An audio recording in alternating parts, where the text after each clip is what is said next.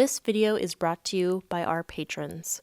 If you want to make sure we can create more content like this, consider supporting us on our Patreon. Thank you. Hello and welcome to Chapter 12 of Capitalism, Socialism and Democracy by Joseph A. Schumpeter. This chapter is called Crumbling Walls. And in this chapter, Schumpeter lays out 3 pillars of crumbling walls, which is basically the system crumbling. The first one is obsolescence of the entrepreneurial function.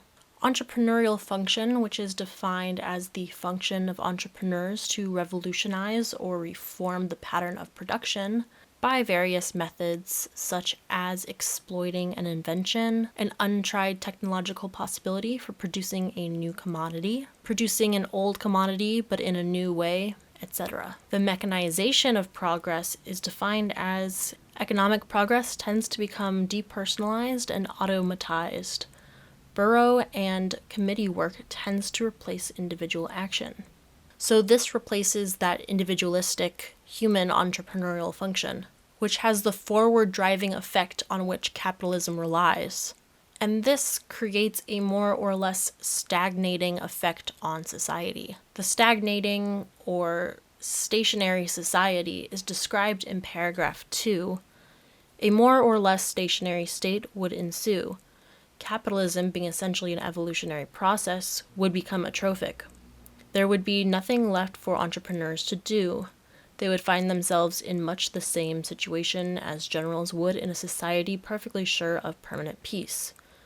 Profits, and along with profits, the rate of interest would converge toward zero. The bourgeois strata that live on profits and interest would tend to disappear. The management of industry and trade would become a matter of current administration, and the personnel would unavoidably acquire the characteristics of a bureaucracy. Socialism of a very sober type would almost automatically come into being. Human energy would turn away from business. Other than economic pursuits would attract the brains and provide the adventure. And so the kind of revolutionary entrepreneurial function we observed in the past will only begin to decline in the future. It will, in essence, evolve itself out of usefulness, as the mechanization of progress is the most efficient system of all. In this sense, it is, ironically, those who drove technological progress forward, the Carnegies, the Rockefellers, that brought us closer to an ultimate state of capitalism, rather than the intellectuals or agitators who pride themselves on their Marxism. Now, the second pillar is called the destruction of the protecting strata. Capitalism, or more specifically, the bourgeoisie class, developed out of feudal society.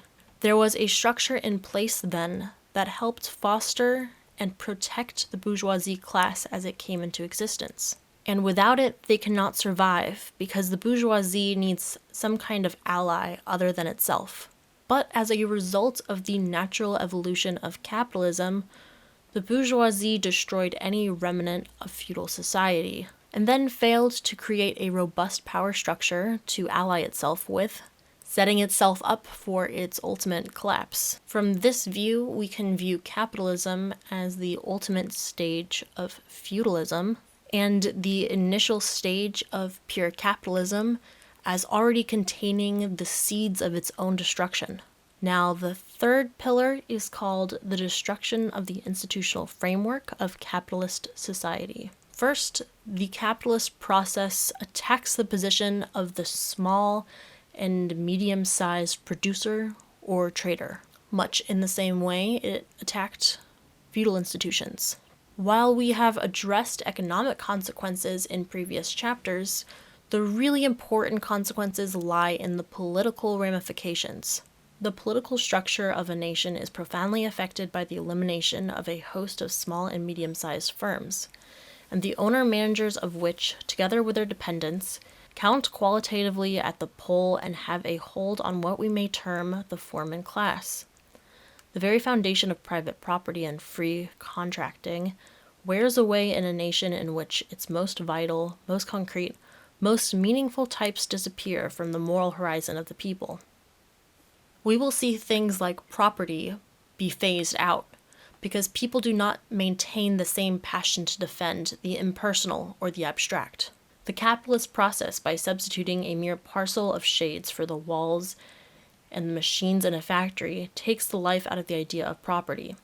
It loosens the grip that was once so strong, the grip in the sense of the legal right and the actual ability to do as one pleases with one's own. The grip also in the sense that the holder of the title loses the will to fight economically, physically, politically, for his factory and his control over it, to die if necessary on its steps.